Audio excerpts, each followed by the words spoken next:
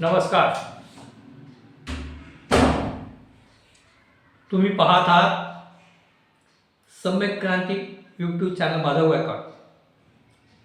भारत देशामधील म्हणजे आपल्या भारतामधील वेगवेगळ्या राज्यातील मुख्यमंत्री यांना भ्रष्टाचाराच्या संदर्भामध्ये अटक झालेली आहे. म्हणजे अनेक राज्यातील काही मुख्यमंत्र्यांवर भ्रष्टाचाराचे आरोप झाले आणि त्यांना सजा झाली, त्यांना अटक झाली. त्यामधील प्रमुख नाव आहे बिहारचे मुख्यमंत्री, तत्कालीन मुख्यमंत्री लालू प्रसाद यादव यांच्यावर चारा घोटाळ्याच्या संदर्भामध्ये आरोप झाले. कोर्टामध्ये ते सिद्ध झाले आणि त्यांना सजा देखील झाली, अटक झाली, सजा झाली आणि अनेक वर्ष ते जेलमध्ये होते. आता ते जामिनावर बाहेर आहेत. तर दुसरे आहेत तामिळनाडू राज्य.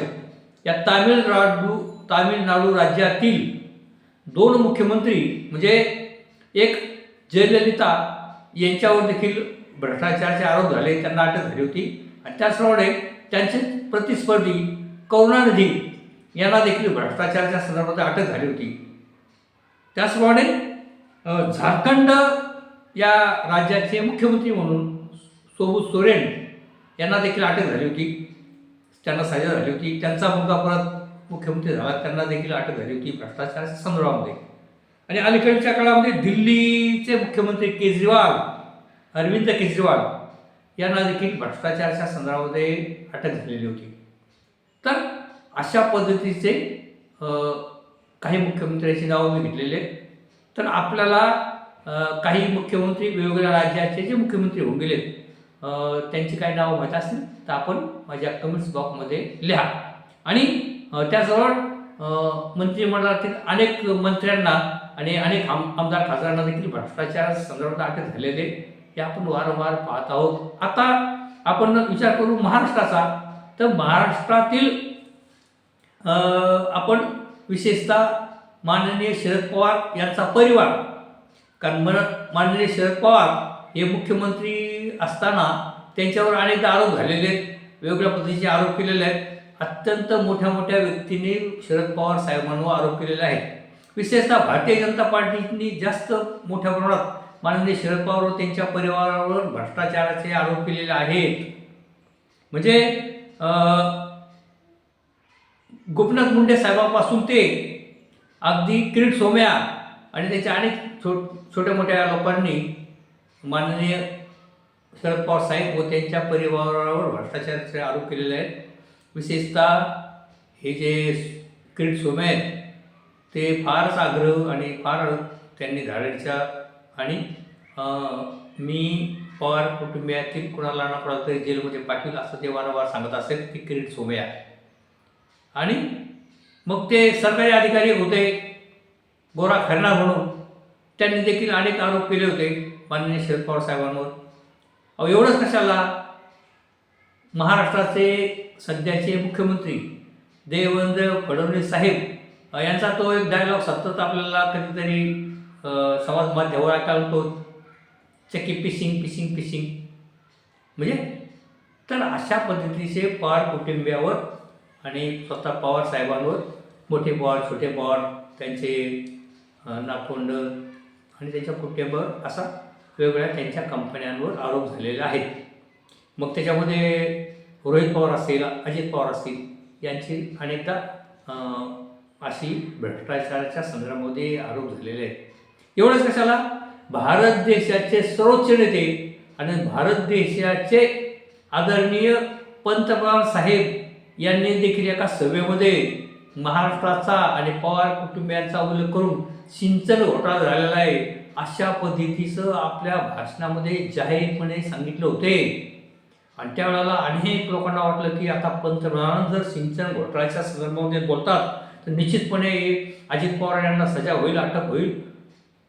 आणि गंमत अशी झाली, पुढील महिन्याभरामध्येच माननीय अजित पवार यांना राष्ट्रवादीने आपला सहयोगी पक्ष म्हणजे त्यांच्या युतीमध्ये अजित पवारांना घेतलं आणि उलट त्यांच्या सिंचन घोटाळा आणि इतर अनेक त्यांच्यावर जे आरोप झाले होते त्याकडे दुर्लक्ष करून त्यांना उलट मंत्रीपद आणि उपमुख्यमंत्री पदाचं त्यांना बक्षीस मिळालं.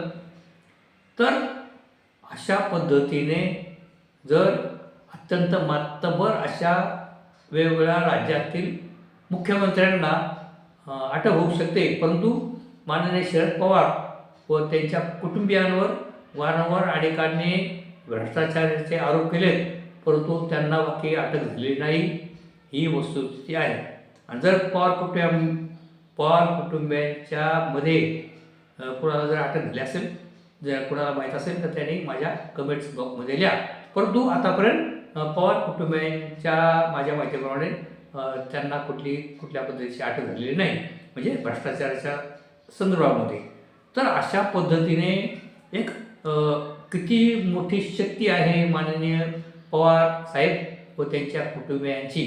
कारण अनेक देशातील अत्यंत उच्च दर्जाचे असे उद्योगपती असतील, अत्यंत उच्च दर्जाचे असे व्यावसायिक असतील आणि अत्यंत उच्च दर्जाचे जे राजकारणी असतील, त्यांचा घनिष्ठ मैत्रीचा संबंध पवारसाहेब व त्यांच्या कुटुंबियांचा असल्यामुळे आणि ते काही कारण असेल का किंवा अशा पद्धतीने आत्तापर्यंत बाकी त्यांच्यावर कुठल्या पद्धतीचा दोष किंवा त्यांना सजा झाली किंवा ते कोर्टात सिद्ध झाले असं झालेलं नाही. आणि म्हणून पोलीस बाकी त्यांना त्यांच्या कुटुंबियांना हात लावू शकत नाही. तर आता हा व्हिडिओचा अर्थ असा आहे की अलीकडल्या काळामध्ये जसं माननीय अजित पवार यांचे चिरंजीव पवार यांनी पुण्यामधील 40 एकर जमीन जी शासनाच्या मालकीची आहे आणि ती शासनाच्या मालकीची असण्या अगोदर ती महार वतनांची जमीन आहे, तर त्या जमीनच निगळंभूत करण्यासाठी पार्थ पवार यांच्या मीडिया कंपनीच्या माध्यमातून तसा पद्धतीचा व्यवहार झाला. परंतु एका मोठ्या न्यूज चॅनलने ते प्रकरण बाहेर आणलं, म्हणून ते प्रकरण बाहेर आलं. अन्यथा 40 एकर जागा ही माननीय अजित पवारांचे चिरंजीव पार्थ पवार यांच्या ताब्यात गेली असती, हे बाकी आपल्याला म्हणता येईल. कारण त्या ठिकाणी कुठलाही म्हणजे 1800 कोटी रुपयाची जमीन फक्त 300 कोटीमध्ये व्यवहार झाला असं म्हटलं जाते. आणि त्या ठिकाणी कुठलाही मुद्रांक शुल्क भरलं नाही किंवा काही असं काय 30,000 का 35,000 काहीतरी भरले म्हणतात. आणि इतका प्रचंड मोठा व्यवहार झाला आणि ते प्रकरण आता खूप गाजत आहे. आणि हे प्रकरण लावून धरलं आहे समाजसेविका दमानिया मॅडम, अंजली दमानिया मॅडम यांनी. तर अशा पद्धतीचं अनेक आरोप झालेत, परंतु पोलिसांनी बाकी माननीय म्हणजे पवारांचा मोठ्या पवारांचे नातू म्हणून किंवा अजित पवारांचे चिरंजीव म्हणून यांचं नाव देखील त्या खटल्यामध्ये नाही, FIR जो नोंदवला गेला आहे त्याच्यामध्ये पार्थ पवारचं नाव देखील नाही, असं खुद्द न्यायालयाने म्हटलेलं आहे. म्हणजे माननीय न्यायालयाने असं म्हटलं आहे की ह्या मुंढवा पुणे येथील मुंढवा येथील जमिनीच्या संदर्भामध्ये जो गडूगोंगाल झालेला आहे आणि त्याच्यामध्ये छोट्या छोट्या लोकांना जे पार्टनरशिप आहे किंवा जे मधले दलाल आहेत त्यांना अटक झाली, पण जो कंपनीचा जो मूळ मालक आहे 99% भागधारक असणारा मालक आहे त्याचं बाकी या फारमध्ये नावच नाही, हे कोर्टाने म्हटलेलं आहे, न्यायालयाने म्हटलं आहे. आणि म्हणून जे भ्रष्टाचाराच्या विरुद्ध लढायला लढणारे लोक आहेत त्यांना अजूनही वाटतं की पार्थ पवार यांना सजा होऊ शकते. तर परंतु आतापर्यंत बाकी पवार कुटुंबियांना कुणी हात लावायची हिंमत दाखवलेली नाही. आणि एकदा म्हणजे आपण म्हटलं आहे की लालू प्रसाद यादव यांनी माननीय शरद पवार साहेबांपेक्षा जास्त आमदार निवडून आणलेले आहेत. जयललिता यांनी माननीय शरद पवारांच्यापेक्षा जास्त आमदार निवडून आणले. करुणानिधी देखील यांनी देखील माननीय शरद पवारांच्यापेक्षा जास्त आमदार निवडून आणले. केजरीवाल यांनी देखील माननीय शरद पवारांपेक्षा जास्त आमदार निवडून आणलेले आहेत. परंतु या सर्वांपेक्षाही माननीय अजित पवार साहेबांचं, माननीय शरद पवार साहेबांचं स्वबळावर ते मुख्यमंत्री झाले नाहीत किंवा त्यांच्या स्वतःच्या आमदारांच्या जेव्हा ते मुख्यमंत्री नाही झाले तर त्यांना कोणाचा ना कोणाचा तरी पाठिंबा घ्यावा लागला होता. परंतु माननीय शरद पवार साहेबांची बाकी एवढी मोठी शक्ती आहे, एवढं मोठं त्यांचं राजकीय वजन आहे की भारतामध्ये एक ज्येष्ठ नेता म्हणून आणि एक मोठा नेता म्हणून त्यांच्याकडे पाहिलं जातं आणि त्यांच्यावर इतक्या मोठ्या मोठ्या लोकांनी भ्रष्टाचाराचे आरोप केले आहे तरी देखील पवार कुटुंबियांच्यामध्ये कोणालाही अटक झाली नाही किंवा त्यांचा कोर्टामध्ये केलेल्या भ्रष्टाचाराच्या संदर्भामध्ये तशा पद्धतीचं निकाल लागले नाही किंवा ते त्यांनी भ्रष्टाचार केला आहे असं सिद्ध झालं नाही आणि म्हणून त्यांना काय अटक झाली नाही. परंतु असं लोक म्हणतात की पार्थ पवार यांच्या रूपाने पवार कुटुंबातील पहिली व्यक्ती हे जेलमध्ये जाण्याची शक्यता आहे, कारण न्यायालयानेच तसा पार्थ पवार यांचं FIRमध्ये नाव का नाही असा उल्लेख केला असल्यामुळे पुढील काळामध्ये पार्थ पवार यांची चौकशी होऊ शकते व त्यांना अटक देखील होऊ शकते अशा पद्धतीचं काही लोकांचं म्हणणं आहे. तर बंधू आणि भगिनींनो, मी असे व्हिडिओ घेऊन आपल्यासमोर येत असतो. तर तुम्हाला काय वाटतं, माननीय पवार साहेब व त्यांच्या परिवारावर वारंवार आरोप झालेले आहेत.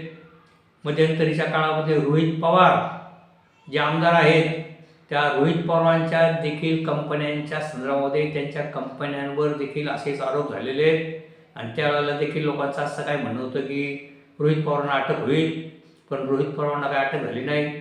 त्यांची काय चौकशी झाली का नाही माहीत नाही, परंतु पेपरला बातम्या आलेल्या आहेत, अनेक समाज माध्यमातून आपण वाचलेलं आहे की रोहित पवारांच्या कंपन्यांमध्ये देखील कसा गैरव्यवहार झालेला आहे. अजित पवारांच्या साखर फॅक्टरीच्या संदर्भामध्ये अनेकदा चर्चा झालेली आहे आणि त्यांच्या वेगवेगळ्या कंपन्यांच्या संदर्भात अनेकदा चर्चा झालेली आहे. सिंचन घोटाळा तर हा जगप्रसिद्ध आहे आणि शरद पवार साहेबांवर तर अगदी म्हणजे किरीट सोमय्यापासून तर अगदी म्हणजे कितीतरी लोकांनी आरोप केलेले आहेत. गोपीनाथ मुंडे साहेबांपासून ती सुरुवात झाली होती. तर असं लवासा प्रकरण असेल, अशा कितीतरी प्रकरणामध्ये पवार साहेबांवर टीका टिप्पणी झालेली आहे. परंतु आतापर्यंत बाकी पवार कुटुंबियांवर व त्यांच्या संपूर्ण परिवारावर बाकी प्रत्यक्ष त्यांना अटक झाली असा काय प्रसंग उद्भवलेला नाही. पण पार्थ पवार यांच्या रूपाने पवार कुटुंबियातला पहिली व्यक्ती ही त्याला अटक होऊ शकते व जेलमध्ये जातील अशा पद्धतीची भूमिका बाकी अंजली दमनिया म्हणत असतात. तर बंधू आणि भगिनींनो आणि मित्रांनो, अशा पद्धतीचे व्हिडिओ करून मी आपल्यासमोर येत असतो. आपल्याला काय वाटतं आपण माझ्या कमेंट्स बॉक्समध्ये लिहा. मी माझ्या व्हिडिओच्या माध्यमातून आपल्यासमोर येतो. अनेक जण माझा व्हिडिओ पाहतात, मला पाठिंबा देतात. मी आपले सर्वांचे आभार आहे. परंतु व्हिडिओला आपण लाईक पण करा आणि त्याचप्रमाणे इतरांना देखील व्हिडिओ पाठवा. आणि जर आपण पहिल्यांदाच व्हिडिओ पाहत असाल तर माझ्या व्हिडिओला आपण सबस्क्राईब करा ही देखील विनंती करतो. धन्यवाद.